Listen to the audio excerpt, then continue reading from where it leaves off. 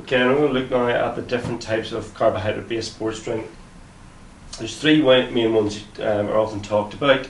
These are hypotonic drinks, isotonic drinks, and hypertonic drinks. The most commonly one I suppose you can buy in a shop would be something, an isotonic drink, and the one you most hear about. Examples would be things like Lucasfade Sport or Gatorade Perform. Hypertonic drinks seem to be coming more into the marketplace now with things like Lucasade Light or Lucasade Hydrate. In terms of what's in them, first of all, I'll have a quick look at a hypotonic drink. Okay, so a hypotonic drink has quite a low level of concentration of carbohydrate in it. So we're probably looking somewhere between about 2 to 3%. Okay, so we're about 2 to 3% or less in terms of carbohydrate concentration. In terms of electrolytes, yes, it would usually have electrolytes in it. Use-wise, you'd be using it before, during, and after, depending on what your goals are. And the isotonic drink, or sorry, the hypotonic drink is really there geared towards hydration. It's there to maximise hydration. There's obviously a little bit of carbohydrate in it to give you a wee bit of carbohydrate back, but its main aim here is hydration. So if you were going into a race before a race, maybe a short race where you just wanted to get hydrated, you maybe would take some a hypotonic drink on before that. If you're wanting to replace fluid rapidly after an event, then again you maybe be taking it after an event, or during an event in a warm, hot climate, again where maybe fluid replacement is the key, then you maybe be taking it during. Okay. Isotonic drinks, slightly higher concentration, so we're looking probably somewhere between 5 and 8%. Okay. If you look at different websites, different books, different manufacturers, they will give different ranges. Sometimes you see 6 to 8%, sometimes you see 5 to 7%, but 5 to 8% will just about include the lot. Most of the sports drinks are around about between 5 to 6%, usually closer to 6. In terms of electrolytes, yes, there will be electrolytes usually in this type of drink. So sodium and maybe potassium. In terms of use, again, these can often be used before, during, and after. These will be used when we're needing both fluid and carbohydrate on board. Okay, so where we're needing a good range, or we need to replace fluid, but we're also needing to replace carbohydrate. Sometimes used before to give us a wee top up, not only of fluid but of carbs before a race.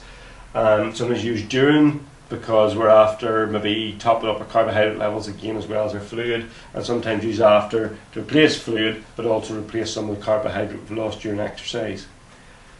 Generally speaking, during exercise there's not much point in using these type of drinks unless the event or the training sessions lasting probably over an hour.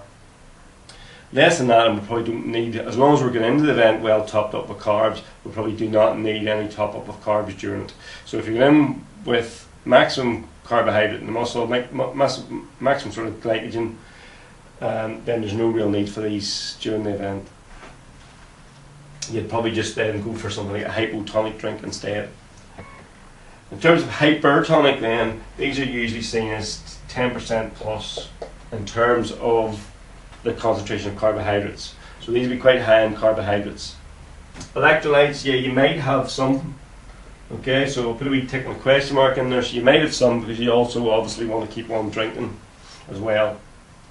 In terms of when, you might take these before, but it would usually be a good bit before the event because you're trying to make sure you're getting lots of carbohydrate into you. So they might be used as part of carbohydrate loading, or tapering down before an event, or they might be used a couple of hours before if maybe you're not good at stomaching a meal, so you might try to top up your carbohydrate with a drink rather than a solid foods that you might not digest well.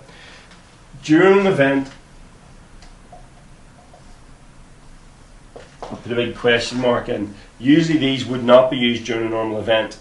They may, however, be used during something like an Ironman triathlon or an ultra distance marathon, where you will be needing during that event some carbohydrate on board, and not the amount that an isotonic drink would provide you, but with even more.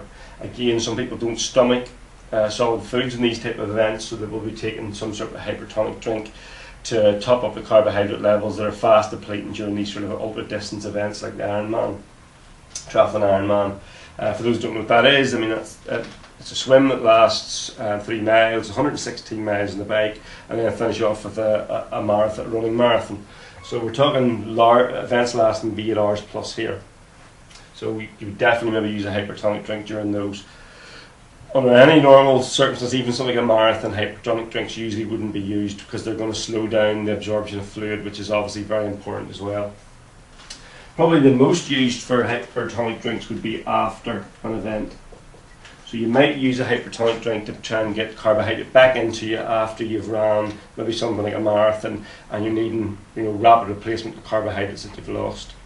So that's the main 3 types of drink. You've got hypotonic, isotonic and hypertonic. The names basically come from the concentration of carbohydrates. Okay, so hypotonic would have low concentration, so that when you look at concentration in the blood, then we've got low concentration going to high concentration, so you'll get fluids going into the bloodstream.